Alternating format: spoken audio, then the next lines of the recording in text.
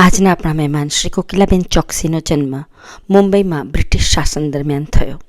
લગભગ 17 વર્ષની વયે તેઓ લગ્ન ગ્રંથિથી જોડાયા અને 19 વર્ષની વયે માતૃત્વ ધારણ કર્યા બાદ તેમણે આગળ ભણવાની ઈચ્છા વ્યક્ત કરી. તેમના પતિ અને પરિવારના અન્ય સભ્યોના સહકારથી તેમણે મેટ્રિક અને કોલેજનો અભ્યાસ પૂર્ણ કર્યો. ત્યારબાદ ફિલોસોફી અને સાયકોલોજીમાં BA ગોલ્ડ મેડલ મેળવ્યું. તેમણે ગુજરાતી અને સંસ્કૃતમાં MA તથા BEdની પદવી પ્રાપ્ત કરી. શાળા અને કોલેજમાં અધ્યાપક તથા પ્રાધ્યાપકની ભૂમિકાઓ નિભાવી છે. તેઓ લાયન્સ ક્લબના પ્રથમ મહિલા સેક્રેટરી રહી ચૂક્યા છે. કરોનાકાળ દરમિયાન લોકડાઉનને કારણે બહાર કાર્યક્રમમાં જવાનું બંધ થતાં પરિવારના સભ્યોના સહકારથી ગુજરાતી સાહિત્ય ફોરમ સંસ્થાની સ્થાપના કરી.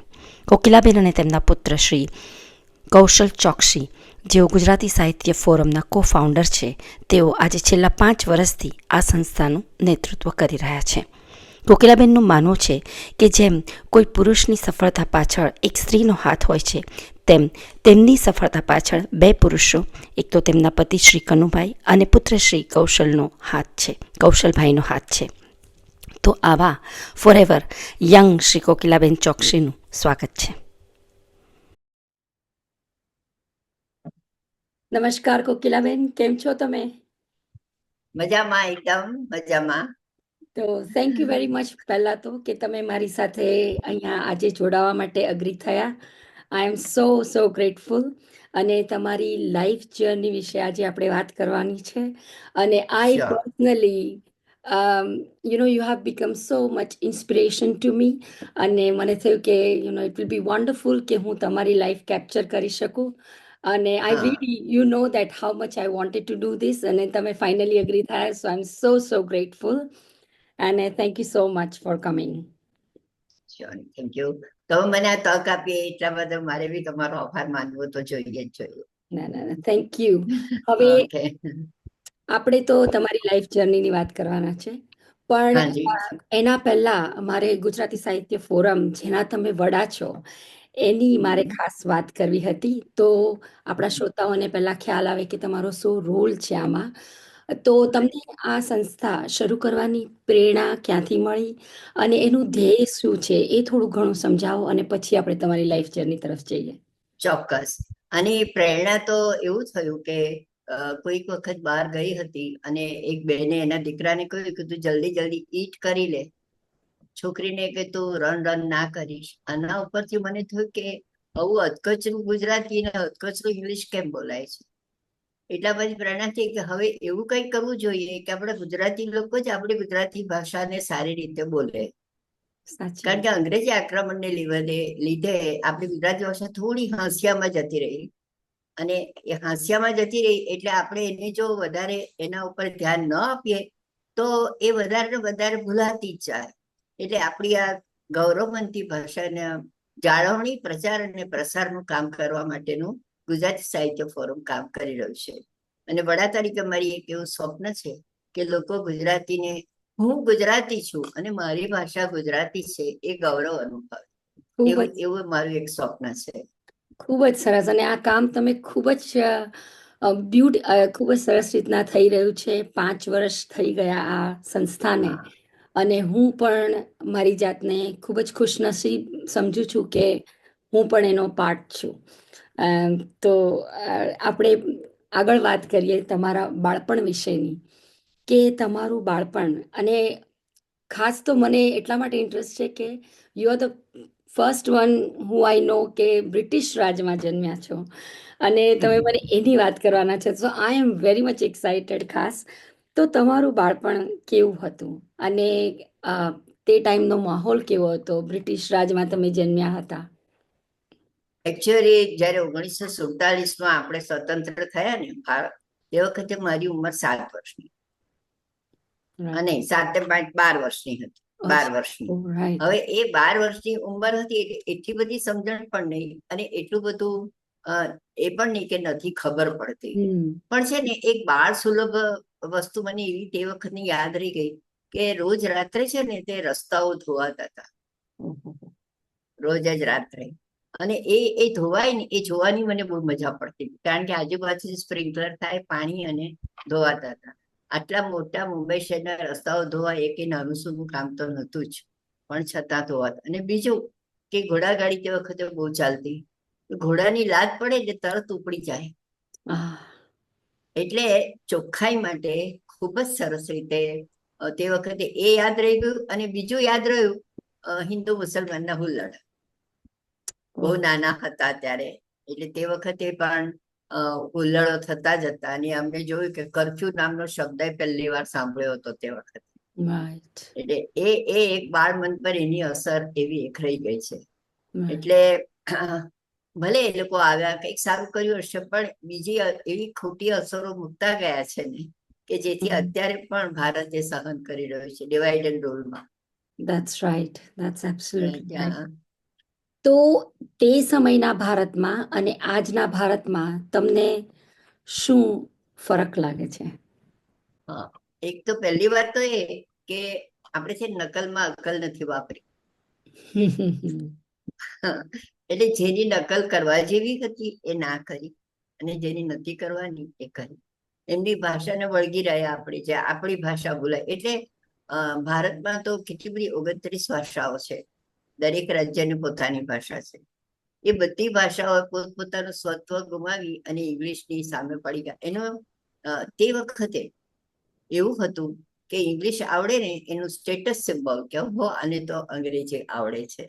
ઇવન ટાગોર એ પણ અંગ્રેજી વાતાવરણમાં, એમના ઘરમાં બ્રિટિશનું વાતાવરણ, એ રીતે જ મોટા થયા હતા ટાગોર. એટલે શું થયું કે તે વખતે ત્યાં આગળ બ્રિટિશ રાજ્યનો પ્રભાવ એટલો બધો પડ્યો કે એને એની ભાષાને ગળે વળગાડી રાખી. હા, અને એટલે આપણું જે શિક્ષણ હતું, જે પહેલા જે શિક્ષણ હતું કે કેવું કે તમને એ શિક્ષણની અંદરથી તમને જીવનની બધી પદ્ધતિ પણ આવી જાય, તમારી લાઈફસ્ટાઈલ ને બધું આવી જાય, તમારું કેરેક્ટર બિલ્ડિંગ થાય તે વખતે એ શિક્ષણમાંથી. એ બધું જતું રહ્યું અને પુસ્તકીય જ્ઞાન આવી ગયું. એટલે તે વખતનું બ્રિટિશ રાજ્યનું મને એવું લાગ્યું કે એને હજુ પણ આપણે એના પ્રભાવમાંથી એ રીતે મુક્ત નથી થયા. નથી થયા. અને આપણે નથી આપણું થયા. આપણું બધું ગુમાઈ રહ્યા છે. આપણું બધું ગુમાવી રહ્યા છે, અને હજુ ગુમાવતા જઈ, હજુ જાગૃતિ આવતી નથી કે આપણી પાસે જે છે એ દુનિયા બધી આપણું લેવા આવે છે અહીંયા, અને આપણી પાસે જે એની આપણને કિંમત નથી. સાચી વાત. એટલે એ જે પ્રભાવ છે ને, એ પ્રભાવમાંથી મુક્ત થવું કેવી રીતે સંબંધ પડતી હજુ મને પણ. આ ગુજરાત સાહિત્ય ફોરમ ચલાવીએ છીએ, પણ હજુ એટલા યંગસ્ટર હજુ અમે આકર્ષી શક્યા નથી. હું બહુ સાચી વાત કરું તો ના, છે સાચી વાત. ઘણા બધા લોકો, અને ગુજરાત સાહિત્ય ફોરમનો પ્રભાવ બી છે, એની બી નાની, પણ હજુ જે મારા સ્વપ્નમાં છે કે યંગસ્ટર વધારે આવે. કારણ કે આપણી ધરોહર આગળ કેવી રીતે જાય જો સાચી વાત. યુવાનો ના આવે ત્યાં સુધી. એટલે તમે જયારે આવે ને ત્યારે મને ખૂબ ખુશી થયેલી, ચલો આ યંગસ્ટર થી શરૂઆત તો થઈ છે. You are the first one કે યંગસ્ટર તરીકે તમે આવેલા હતા. Thank you very much. પણ આઈ કમ્પ્લીટલી તમારી સાથે હું સહમત છું. અને એટલે જ મારી પણ આજ એક પ્રકારની ચિંતા તો ખરી, કેમ કે હું પણ કદાચ રોંગ પાટે જતી રહી, મને એવું લાગ્યું. અને એટલા માટે જ હું પણ તમારી સંસ્થાને મેં જોઈન કરી છે, અને ટ્રાઈંગ માય બેસ્ટ કે આપણે સમહાવ હેલ્પ કરીએ, તમારું સ્વપ્ન પૂરું થાય એવી આપણે આશા રાખીએ. અને થેન્ક યુ વેરી મચ. મને એ પણ જાણવું હતું કે ઓબ્વિયસલી તમારું જે શિક્ષણ હતું એ અંડર બ્રિટિશ રાજમાં થયું, તો તે ટાઈમમાં તમારું જે શિક્ષણ હતું, એ જે વ્યવસ્થા હતી એ કેવી હતી? મૂળ વસ્તુ શિસ્ત પાલન. હા. હું જે નાની હતી ને, હું જે શાળામાં ભણતી હતી, તમને જાણીને કોઈ કદાચ નવાઈ લાગશે કે હું ઇંગ્લિશ મીડિયમમાં ભણી. મુંબઈમાં મોટી થઈ, અને અમારા ઘરની પાસે જે સ્કૂલ હતી એ ઇંગ્લિશ મીડિયમની સ્કૂલ હતી. એટલે અમે ત્રણેય ભાઈ બહેન એ સ્કૂલમાં ભણેલા હતા. હવે એ સ્કૂલમાં ભણવા એટલે શિસ્ત પાલન, અને અમારા જે પ્રિન્સિપલ હતા ને એ પારસી હતા. એટલા બધા કડક શિસ્ત પાલન. અને તે વખતે ને કે દરેકે દરેક પીરિયડના માર્ક લખાતા, અને દર શનિવારે પછી રેન્ક નીકળે. અને રેન્ક પ્રમાણે બેસવાનું એટલે શું થાય, દરેક વખતે આપણી બેનપણી સાથે જ બેસવાનું ના મળે. ના મળે. એટલે દરેક વાર જગ્યા જુદી થાય, એટલે બધા આખો ક્લાસ બેનપણી. એટલે એ પણ મને બહુ જ ગમતું હતું કે બધાની સાથે હવે હળી મળી ગયેલા, કે તારી સાથે નથી બેસવું એવું ના થાય. એટલે રિંકી આ શું, હેલો, એક બરાબર મિનિટ. છે, બરાબર છે. તો એટલા માટે પ્રિન્સિપલ અમારા એ હતા પારસી, એટલે એ પણ ખૂબ જ શિસ્ત પાલનમાં બહુ કડક હતા. એમને એ એમના રૂમમાંથી નીકળે અને એ જમાનામાં સિલિટોસ પહેરતા, અને ટક ટક અવાજ આવે એટલે કોઈની દેન છે કે આમ પાછળ વળીને જુએ કે કોણ આવ્યું છે. એટલી બધી કડક શિસ્ત. પછી તે વખતે મને યાદ છે, ભલે બસ સિસ્ટમ ઓછી હતી, પણ લાઈનમાં ઉભા રહીને બસમાં ચડવાનું એવું હતું. સાચી જે વાત. અત્યારે તો ધક્કામુક્કીથી ચડવાનું થઈ જાય છે. હમ. હવે થોડોક સુધાર થયો છે. હું આ વખત છેલ્લે મુંબઈ ગઈ તો મેં જોયું કે થોડીક લાઈનમાં, પણ છતાં બધાને ઘરે જવાની ઉતાવળ ને જલ્દી બસ મળે. અને બીજું કેવું થયું, આટલી બધી વસ્તી વધી ગઈ, પોપ્યુલેશન. સ્વાભાવિક એવું થાય, પોપ્યુલેશન સાચી બહુ વાત. વધી હોય ને એટલે. પણ હમ. સ્ટીલ એમાં બી આપણે કરી શકીએ એવું નથી કે નથી. અમે અમે પેલી વાત કહું કે જાપાન ગયા હતા તો સ્ટેશન પર ઉભા હતા, તો અમારા જે મેઇન લીડર હતા ને એમણે તરત જ કીધું કે ટ્રેન આવે ને એટલે તમે ધસી નહીં પડતા, લાઈનમાં ઉભા રહો, લાઈનમાં જ અંદર જવાનું છે. કારણ કે આપણે ભારતીય લોકોની એવી ટેવ કે આવી છે કે ફટાફટ અંદર જતા રહીએ. હા, સાચી વાત.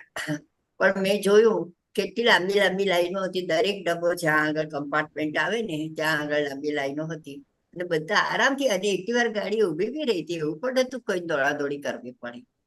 એટલે હમ. આ જે વસ્તુ શિસ્ત પાલન છે એ બ્રિટિશ વખતની હતી, એ મને ખૂબ જ મારા મનમાં એ બેસી ગઈ. અને મને યાદ છે કે હું જયારે જે સ્કૂલમાં ભણાવતી હતી ને ત્યારે મેં એ શિસ્ત પાલન મારા છોકરાઓને, મારા વિદ્યાર્થીઓને શીખવાડ્યું. ખૂબ જ સરસ. તો તે ટાઈમમાં વેલ યુ આર ગ્રોઈંગ અપ, તમને કોઈ એવું વ્યક્તિ કે કોઈનું એનું ઇન્ફ્લુઅન્સ રહ્યું હોય કે કોઈ તમારા માટે પ્રેરણાદાયી બન્યું હોય, તો એવું કોઈ રોલ મોડેલ વ્યક્તિ હતું તમારી સાથે? એકચ્યુઅલી છે ને નિમિષ, હું વાત સાચી કરું ને તો કોઈ માણસ સંપૂર્ણ તો હોય જ નહીં. સાચી વાત. તો રોલ મોડેલ તો કેવી રીતે, રોલ મોડેલ એટલે હું એની બધી જ વસ્તુ લઈ શકું.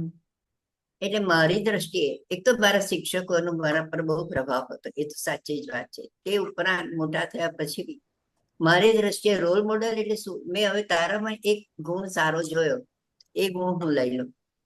બીજામાં બીજો સારો ગુણ છે એ હું લઈ લઉં, અને I built my character on my on.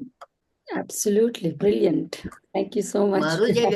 મારું જે વ્યક્તિત્વ છે એ મેં મારી મેળે જ ઘડ્યું. કારણ કે મને તમારામાં જે અમુક વસ્તુ હોય એ મારા સ્વભાવને જચતી પણ ના હોય, સૂટ પણ ના થતી હોય, તો હું શું કરવા લઉં. એટલે મારું ચારિત્ર મેં મારી જાતે જ ઘડ્યું. અને હું હંમેશા બધાને કહું છું કે તમે તમારી જાતને જાતે જ તમે વિચાર કરો કે તમારે કેવા થવું છે. હા, સાચી વાત છે. એ પ્રમાણેનું તમારું ઘડતર થઈ શકે. હા. એટલે રોલ મોડલ એટલે મેં તમને કહ્યું એવું કે એક માણસ નહીં, બધા ઘણામાંથી ઘણું ઘણું લીધું. આપણે શીખવાનું અને છે. બીજું કેવું થાય છે કે આપણે એકલા ભારતમાં કે નહીં, બધે માનવ માત્રની દોષદર્શી દ્રષ્ટિ હોય, કોઈના દોષ પહેલા જોતા હોઈએ. એટલે હું એવું કહું કે દરેક માણસ હોય, કોઈ 99 દુર્ગુણ એક સદગુણ તો હોય ને એનામાં, તો એ સદગુણ તો હું પકડી શકું ને. એબ્સોલ્યુટલી. એટલે એ રીતે તમે જેમ કહો છો એમ રોલ મોડલ, હું પોતે જ મારું રોલ મોડલ એવું કહું તો ચાલે. ખૂબ જ સરસ, ખૂબ જ સરસ. આ ખૂબ જ સરસ શીખવા જેવી વસ્તુ છે.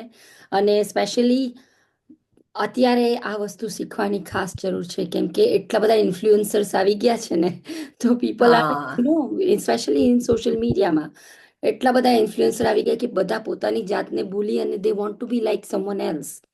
તો આ તમારી જે શિખામણ છે ખૂબ જ સરસ છે. મને મારે આના જેવા થવું છે એવું નહીં, મારે જ થવું છે. સાચી વાત છે. મારે કોઈના જેવા નથી થવું. હવે જ્યારે આપણું ભારત સ્વતંત્ર થયું ત્યારે તમે ત્યાં હતા, અને જે સ્વતંત્ર જ્યારે એ 1947નો ટાઈમ હતો, તો તમારું ઇમોશનલ જે આપણી જે emotionally how did you feel, તમને કેવું ફિલિંગ થતી હતી એ મને ખાસ. હવે એ પહેલા હું તમને એક બીજી વસ્તુ કહી દઉં બ્રિટિશના પ્રભાવની, કે આપણે ત્યાં છે ને તે પહેલા તો આપણે છે ને વર્ષગાંઠ આવી એટલે ઘરમાં સારું બનાવીને વડીલોને પગે લાગીને મંદિરમાં દર્શન કરી, એટલું જ હા. કરીએ. હવે શું થયું, કેક કાપવાની અને મીણબત્તી ઓલવવાની. હમ. આપણા સંસ્કૃતિમાં દીવો પ્રગટાવવાની સંસ્કૃતિ હા, છે, હા, ઓલાવાની નહીં. ઓલવવાની નથી. દીવો સાચું. પ્રગટાવીને આપણા આગળના જીવનમાં પ્રકાશ ફેલાવવાનો છે, ઓલવીને અંધકાર નથી ફેલાવવાનો.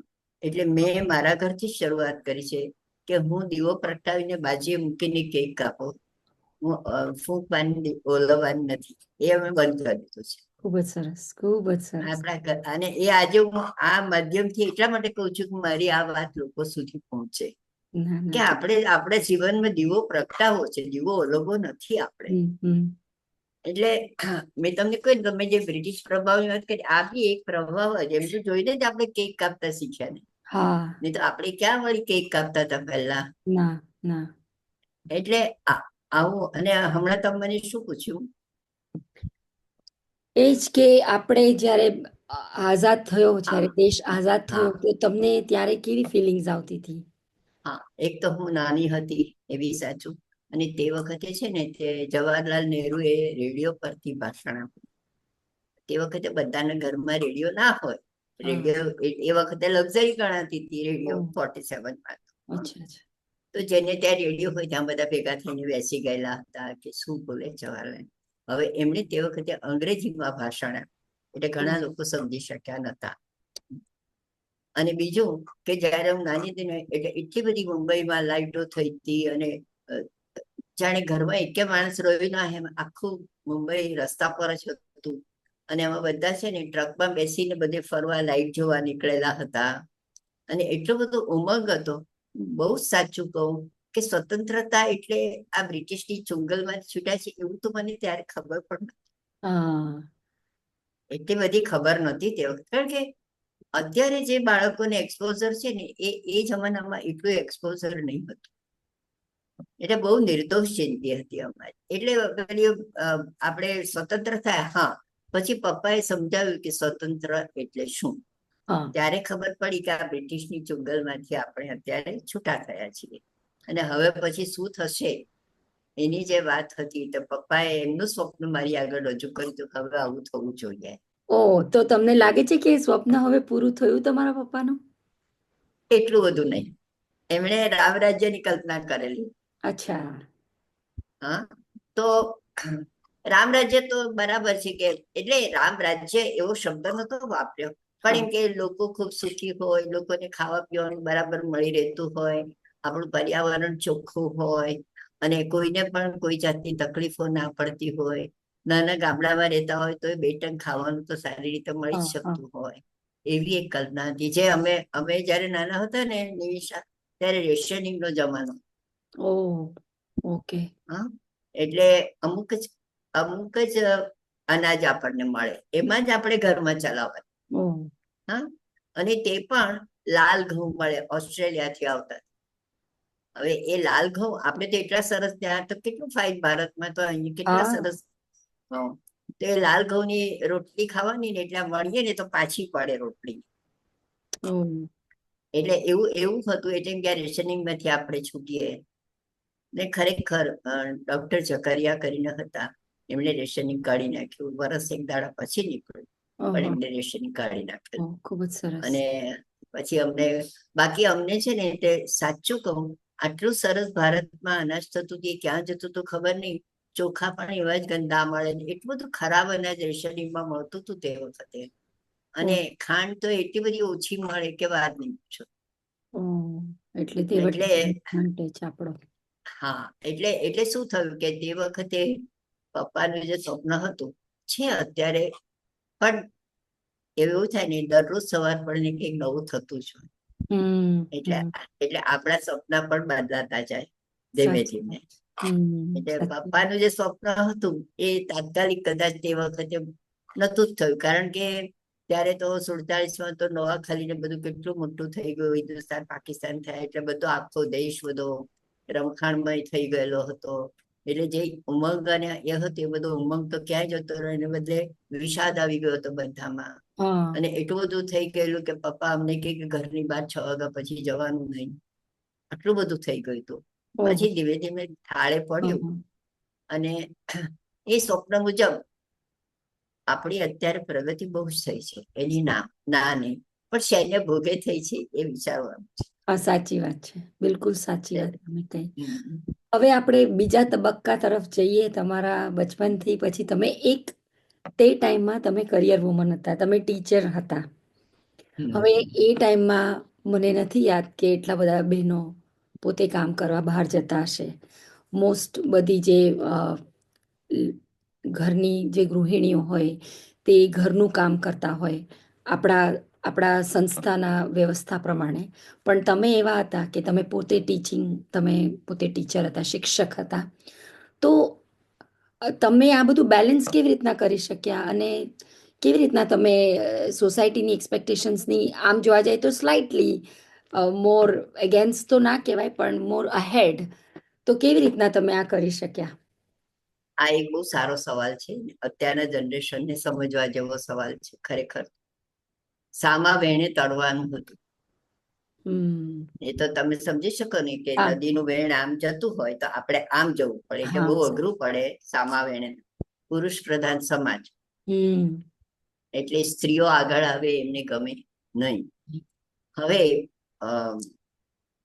વેરાવળ મારા હસબન્ડની ટ્રાન્સફર વેરાવળ થઈ ત્યારે મારી ઉંમર 22 વર્ષની. ત્યાં હવે બીજું શું કરીએ? હવે મુંબઈ જેવા શહેરમાંથી વેરાવળ જેવામાં જઈએ એટલે ગમે તો નહીં જ. હા. પણ ત્યાં એક મહિલા મંડળ હતું. એમાં મારા હસબન્ડે કીધું એ મેમ્બર થઈ જાય માટે તને કઈ કંપની મળી જશે. હમ. હવે ત્યાં ગયા પછી પેલું આપણે સિટી સ્માર્ટ ટેસ્ટ તો હોય જ ને, ત્યાં રહ્યા હોય હા. એટલે એ લોકોએ તરત મને કમિટીમાં લીધી. અને કમિટીમાં એવું નક્કી થયું કે દરેક જણે 5-5 મેમ્બર બનાવવાના. તો મેં કહું હું તો કોઈને ઓળખતી નથી, અહીંયા તો પ્રેસિડેન્ટ કે હું તમને લઈ જઈશ. અમે હું બહુ ટૂંકમાં કહું, અમે એક બહેનને ત્યાં ગયા ને પછી પડોરે પોપટ રાજા રામના પેલા બેને મને જે કહ્યું હતું કે આવું આવું બોલવાનું ત્યાં જઈને. એટલે મેં જે બધું કહેવાય ને અમારું મંડળ આમ કરે છે તેમ કરે છે, પછી મેં કહ્યું તમે સભ્ય થશો? તો નિમિષા એ બેન તો એવા વિફર્યા. ત્યાં કઈ અમે અસભ્ય છીએ તો 2 ચોટલા વાળી હાલી વાળી છો મારા ઘરની અંદર? અમે કઈ અસભ્ય છીએ? ને કર મારા ઘરની બહાર ને બહાર કાઢી મૂકવાની વાત. હવે મને શું ખબર કે એને મેમ્બર, મને એમ કે ઇંગ્લિશ શબ્દ મેમ્બર એને સમજ નહીં પડે એટલે મેં સભ્ય શબ્દ વાપર્યો. તો એને સભ્યને સભ્યતામાં લઈ લીધું. ઓહો, મિસઅન્ડરસ્ટેન્ડિંગ. હા, મને મને એવું કે એને મેમ્બર સમજ નહીં પડે એટલે હું સભ્ય શબ્દ બોલી, બાકી એની સભ્યતા વિશે મારે કેટલું નતું કહેવાનું. પણ એટલું બધું પછી જયારે બારનું બહુ રડી તો એ બેને મને પહેલો બોધપાઠ આપ્યો. કોકિલાબેન, જો સમાજમાં કામ કરવું પણ હોય ને તો માન કરતા અપમાન વધારે મળશે. અને આજ સુધી મને બરાબર લાગુ યાદ પડે. છે. લાયન્સ ક્લબની અંદર આજથી 11-12 વર્ષ પહેલા સૌથી પહેલું લાયનેસને લાયન થવાનો ઠરાવ પાસ થયો. એટલે મારી ક્લબમાંથી હું લાયન થઈ. એટલે એવું કહ્યું કે લાયન તો તમે પ્રેસિડેન્ટ થઈ જાઓ, સેક્રેટરી થઈ જાઓ. તો મેં કહ્યું કે સારું. એટલે અમારી ક્લબના લગભગ 80% મેમ્બર્સ કે અમે બધા રાજીનામું આપી દઈશું. કેમ? તો કે અમે બધાએ બંગડી પહેરી છે, આ એક બેન જે કે છે એ અમારે કરવાનું છે. આટલા 15 વર્ષ પહેલાની જ વાત કરું. ઓ રિયલી? હા ઓકે. હા. તો કે અમે બધાએ બંગડી કરી છે, શું વાત કરો છો તમે? એમને એમ કે સેક્રેટરી બનાવો છે, એ કેમ અમારે કરવાનું છે. પછી એટલે મને એમ થયું કે આ વળી જુદી જાતનો, એ પુરુષ પ્રધાન સમાજ, બરાબર. એટલે એ લોકોને એવું કે એક સ્ત્રી અમારી હેડ કેવી રીતે થઈ શકે. અને પછી 2-3 દિવસ પછી છે ને અમે બહાર ગયા તો એમની દુકાને ગયા. જે ભાઈ મુખ્ય વિરોધ કરતા હતા એમની શોપ હતી, ત્યાં પસાર થયા, તેમને બોલાવ્યા, આવો આવો. પછી મેં એમને કહ્યું કે મેં કહું ભાઈ તમે તે દિવસે કહ્યું પણ હું તો મને તો કઈ આવડતું બી નથી, તમે મને ગાઈડ કરશો, તમે મને તૈયાર કરશો, એ જ પ્રમાણે હું કામ કરવાની છું. મને તો ક્યાં કશું આવડે, તમારા વગર તો મને કશું થવાનું જ નથી. આ તો મારું તો વરસ નકામું જ જશે તમે જતા રહેશો તો. એટલે એમનો અહમ પોસાયો કે મને કશું આવડતું નથી, રાઈટ. હા. અને પછી નિમિષા યુ વોન્ટ બિલીવ, આખું વર્ષ એ લોકો મને એટલો બધો સહકાર આપ્યો કે મને બેસ્ટ સેક્રેટરીનો એવોર્ડ મળ્યો. Oh, wow, excellent. અને at that time I was the first lady Lions secretary in whole Asia. Oh, my goodness. Well done. એટલે મેં એમને એ બી કહ્યું પછી, આ બધું પતી ગયા પછી, મેં કહ્યું તમને મારા આવવાથી આપણી ક્લબને આ મોટું નામ ના મળ્યું કે આ ક્લબમાંથી પહેલા લેડી લાયન સેક્રેટરી થયા? હા, તો કે હા, હા. એ કે સાચી. તે વખતે અમારી થોડી ભૂલ થઈ ગઈ બેન, માફ કરો શબ્દ તો બોલાય જ નહીં. તો મને કે છે કે આ તો એવું ચાલ્યા કરે બેન, એ તો હવે તો સમાજ છે ને એટલે એવું ચાલ્યા કરે. હા, મેં કહું બરાબર સમજીશ. પણ એની વે એ લોકો પછી મને સાથ બહુ આપ્યો, એટલે મને સફળતા મળી. મારે જે કામ કરવું હતું એ વખતે હું થઈ શક્યું મારાથી કામ.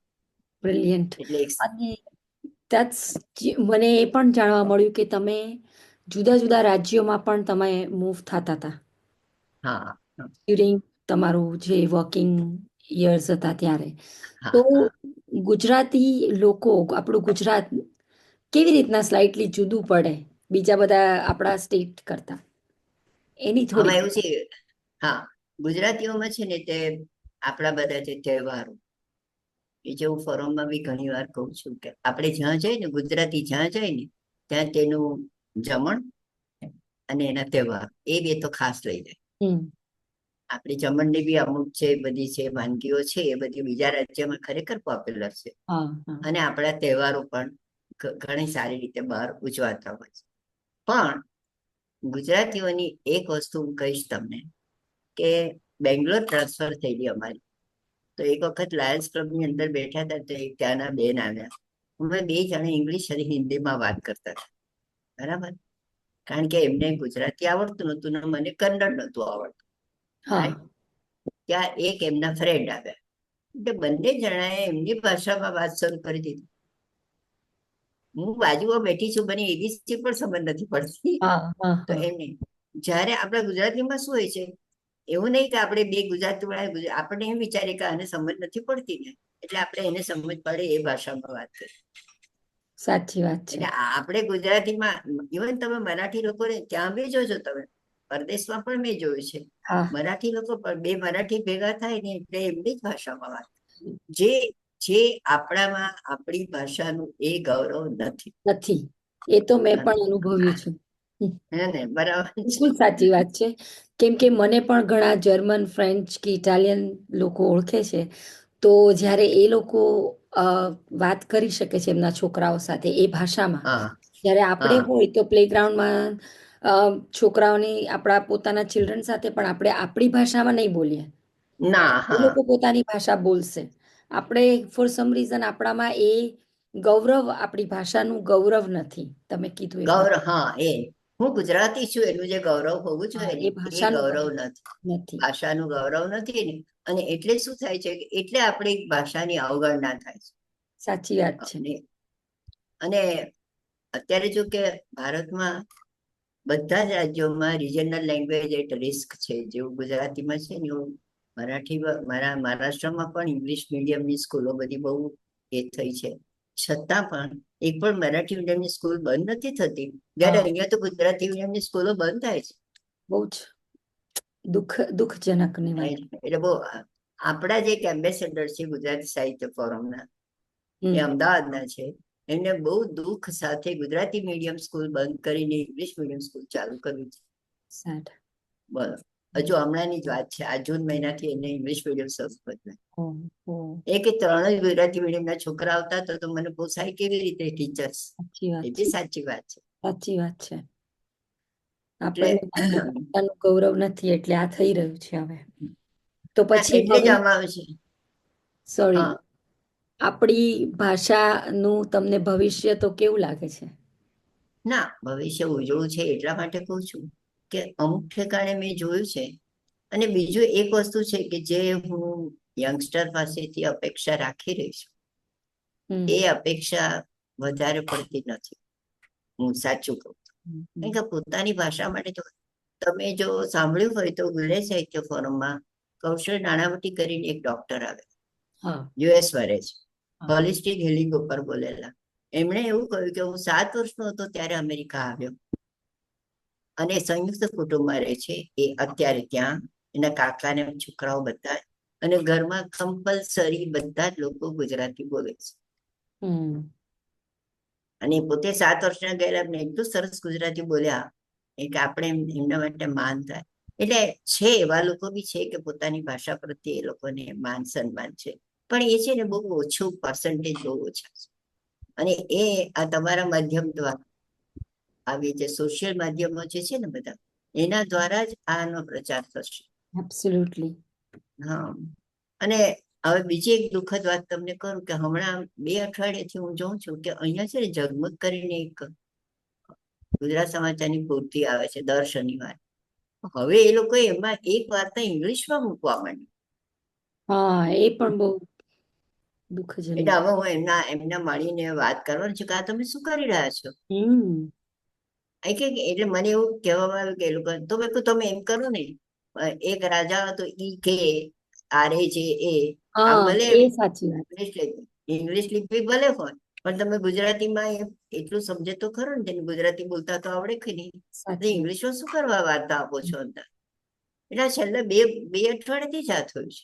હા, એટલે આમાં એવું છે કે આપણે બધાએ સમજીને કામ કરવું જોઈએ ને. આજે મારા તમારા જેવા થોડા થોડા કામ કરીએ તો તમને જે અફસોસ છે કે તમે ભરપાઈ કરવા આવ્યા હતા કે મેં ગુજરાતીની અવગણના કરી છે તો મારે એની ભરપાઈ કરવી જોઈએ.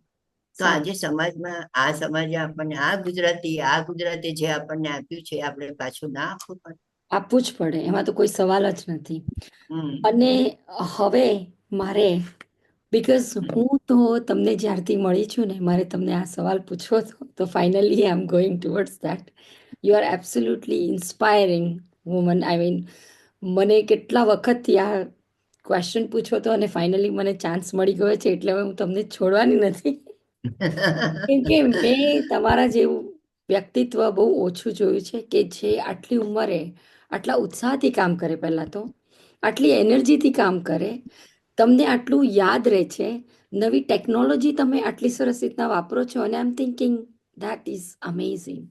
તો આ જે તમારી જે એનર્જી, તમારું ઉર્જા સભર જે તમારું સ્વભાવ છે, અને તમારું જે માઇન્ડ સેટ છે, એ ખૂબ જ યંગ છે. તો એ તમે આ કેવી રીતના બધું જાળવી રાખો છો? આટલું કેવી રીતના થઈ રહ્યું છે? આઈ વોન્ટ ટુ નો. આ બધી ટિપ્સ અમને આપો હવે તમે. આમાં એવું છે કે એક તો મન હોય તો માળવે જવાય, અરે પહેલી વાહ. વાત તો એ જ. બીજું કે આપણે તમે જે ઉર્જાની વાત કરી ને, એમાં એવું છે કે હંમેશા ઉંમરનો કોઈ બાધ નથી. તમે ગમે ત્યારે નવી વસ્તુ શીખી શકો છો. બરાબર. હવે હું અહીંયા એક સિનિયર સિટીઝન ચલાવું છું, તો એ લોકો માટે એમાંથી છે ને શરૂઆતમાં 2-4 જણ મારી પાસે આવે કે અમારા ગ્રાન્ડ ચિલ્ડ્રન અમારી સાથે વાત નથી કરતા, બેસતા નથી. તો મેં કહ્યું કે તમે રામ ને કૃષ્ણ થી આગળ આવો, હા, કારણ કે રામ ને કૃષ્ણ તો એ લોકો ગૂગલમાં જોઈને તમારા કરતા વધારે જાણતા હશે એમના વિશે. એટલે તમે તમારી જાતને અપડેટ કરતા રહો તો તમે આ જનરેશન સાથે ઉભા રહી શકો. અને એટલે જ હું અત્યારે AI આવ્યું છે કે એ બી જાણવાની મને એટલી બધી ઉત્કંઠા છે કે એઆઈમાં શું છે, હું બહુ વાંચું છું એની અંદરમાં. અને બીજું, મારા સંતાનો મને બહુ શીખવાડે છે, રિંકી છે, કૌશલ છે, પિંકી છે, બધા હા, શીખવાડે એવી છે મને, એ બી હા, કરું. પણ મારામાં શીખવાનો ઉમંગ અને ઉત્સાહ બી છે કે કંઈક નવું શીખવાનું. હવે હમણાં આ સોમવારની જ વાત કરું, કંઈક વાત થઈ તો મારા સિનિયર સિટીઝનમાં છે તો કે હવે નવું જાણીને શું કામ છે, આપણે ક્યાં નોકરી કરવા જવું છે. આ આ આ તમે રાખો તમારી વિચારસરણી, ને પછી તમે કોઈ એકલા પડી જાય છે, પછી અલ્ઝાઈમર થાય, બધું જ થાય. હા, સાચી વાત. એટલે તમે જ્યાં શીખતા રહો, અપડેટ કરતા રહો. શિક્ષા એને અપડેટ કરતા રહીએ. અને લોકોને, હું પીપલ પર્સન છું, લોકોને મળવાનું ને વાતો કરવાનું બહુ જ ગમે છે મને. અને એટલે એમાંથી ને એમાંથી ઘણું નવું જાણવા પણ મળે છે. આજે સાચી તમે વાત છે. વાતો કરો તો એટલે ઘણી વાર લોકો એમ કે ખરા કોકીબેન બહુ બોલે છે, પણ બોલે છે તો ધેટ્સ ફાઇન. હા, તો હવે ઇટ્સ આપણી પાસે ફાઇન. 5 મિનિટ રહી છે, તો એમાં મને હા. ખાલી એક વસ્તુ ખાસ જાણવી છે કે તમારી જે દૈનિક તમારું જે જીવનશૈલી, તમારું એક રૂટીન છે, એનું ક્વિકલી અમને વાત કરી દો પ્લીઝ, કેમ કે દેટ ઇઝ ધ કી. ના, એમાં તમને કહ્યું એ શિસ્ત. અમુક ટાઈમે અમુક વસ્તુ થવી જ જોઈએ. બહુ પહેલી આ તો બહુ ઘરેલું વાત છે કે 1 તારીખે ઘરના જાળા બાવા પડવા જ જોઈએ એટલે પડવા જ જોઈએ એવું. એ ગમે તેમ કરીને મારે ટાઈમ મેનેજ કરવો જ પડે. એટલે આજે વર્ષોથી અમુક વસ્તુ અમુક ટાઈમે થવી જોઈએ એટલે થવી જ જોઈએ. અમુક વસ્તુ અમુક ઠેકાણે મૂકી છે તો ત્યાં જ હોવી જોઈએ, બદલવાની નહીં પછી. એટલે એક શિસ્તતા ઘરમાં છે એટલે એ પણ મને એને લીધે મને ટાઈમ ઘણો મળે છે. નહીં તો હું ગૂંચવાયા કરું આ વ્યવસ્થામાં. એને જ ટાઈમ મળે છે. અને બીજું મારે આજના જનરેશનને પણ મારે કહેવું છે કે અત્યારે બધા સ્ટ્રેસમાં જીવે છે. કેમ? કારણ કે પહેલું જ જે તમે મને કહ્યું એ કે મારે કોઈના જેવા થવું છે. તમે તમારા જેવા જ રહો ને. આ તો શું થાય કે આને આ કર્યું છે, મને બી આ કરવું છે. આની પહેલે રેન્ક આવી તો મારી બી રેન્ક આવી જાય. મા બાપ પણ એટલું બધું એમને ફોર્સ કરે કે ભાઈ હા તારી પહેલી રેન્ક આવવી જોઈએ. એટલે આ બધામાં વ્યક્તિત્વ ઘડાવાને બદલે વ્યક્તિત્વ સંકુચાતું જાય છે. એને ફૂલની માફક ખીલવાનો એનો અવસર જ નથી મળતો. એટલે સૌથી પ્રથમ તો લવ થાય સેલ્ફ. તમે તમારી જાતને પ્રેમ કરો અને લિસન ટુ યોર બોડી. તમારું શરીર શું કે છે. કોઈ 6 પેક કરવા જાય તો આપણે ના જવાય. તમારું બોડી જે કહેતું હોય એ પ્રમાણે જ કરાય. અને મુખ્ય વાત મેં તમને કહ્યું લવ થાય સેલ્ફ. તમે તમારી જાતને પ્રેમ કરો ને તો કોઈ દુનિયાની કોઈ વસ્તુ તમને પાછળ નહીં પાડી. ઓલવેઝ તમે આગળ આવશો ને. પોઝિટિવ થિંકિંગ, હા એ મારો પહેલો પોઝિટિવ થિંકિંગ. એમાં 2 જ વસ્તુ, કર્મણ્યવાધિકાર હશે મા ફલેશુ કદાચન. અપેક્ષા રહિત જીવન અને પોઝિટિવ થિંકિંગ, આ 2 વસ્તુ હોય ને તો આ જગ જીતી ગયા. થેન્ક યુ સો કોઈ મચ. પણ ઉંમરે કોઈ પણ કામ આપણે કરી શકીએ છીએ. ખૂબ જ સરસ, ખૂબ જ મજા આવી ગઈ આ વાતચીત કરવાની. બસ એક ફાઇનલ અંતમાં એક છેલ્લો સંદેશો બધાને આપવો હોય તો તમે શું આપશો? છેલ્લો સંદેશો મેં કહ્યું કે સૌ પ્રથમ પોઝિટિવ થિંકિંગ રાખવાનું અને એનાથી જ તમે આગળ આવી શકો છો. કારણ કે જ્યારે ત્યારે જો નેગેટિવિટી હોય ને તો તમે નેગેટિવિટીની તો તમે સ્ટેપ આગળ નહીં આવો. એટલે પોઝિટિવ થિંકિંગ ખાસ રાખવાનું. અને હમણાં જ મેં કહ્યું એમ અપેક્ષા રહિત જીવન. તમે જેટલી આશા રાખો એટલા પાછળ. કોઈ તમારું કામ કરે કેટલો આનંદ આવે. તમે આશા રાખી હોય અને કામ ના કરે તો શું થાય? That's right. હા, એટલે અપેક્ષા રહિત જીવન એટલે આપણે ગીતાજીના એ 2 વસ્તુ છે. એ મેં કહ્યું એ કર્મણ્યવાદી કે કામ કરે જાઓ, ફળની આશા છોડી ભગવાન ઉપર છોડી દો તમે. અને પોઝિટિવ હકારાત્મક જીવન પ્રત્યેનો હકારાત્મક વલણ, આ 2 વસ્તુ હોય ને તો સ્ટ્રેસ ના આવે ને કશું જ ના આવે ને આનંદથી જીવાય. અને એ આનંદ જ મને અત્યારની ઉર્જા જે તમે કહો છો ને એ મારો નિજાનંદ છે. નિજાનંદ એ મને આ ઉર્જા આપી રહ્યો છે. ખૂબ જ સરસ. So thank you so much. આજે ખૂબ જ મને જાણવા મળ્યું અને મારી સાથે આ બધા શ્રોતા મિત્રોને પણ જાણવા મળશે. બસ આવું જ સરસ વ્યક્તિત્વ છે અને તમારું, અને અમને બધાને ઇન્સ્પાયરિંગ તમે કરતા જ રહો છો અને કરતા જ રહેશો. અને આ તો કેપ્ચર થઈ ગયું છે એટલે ફ્યુચરના જનરેશનને બી તમે કરતા રહેશો ફોર એવર. ચોક્કસ થેન્ક ચોક્કસ યુ સો ચોક્કસ. મચ. જ્યાં સુધી શ્વાસ છે ત્યાં સુધી કામ કરીશ એટલું ખરું. બ્યુટીફુલ. ઓકે, તમે મને આવ્યાને આપ્યો એ બદલ તમારો પણ ખૂબ ખૂબ આભાર કે આ થકી હું દુનિયા સુધી પહોંચી શકીશ તમારા થકી. એટલે એ રસ્તો આપ્યો એ પણ સરસ છે. Thank you very much. નમસ્તે. નમસ્તે.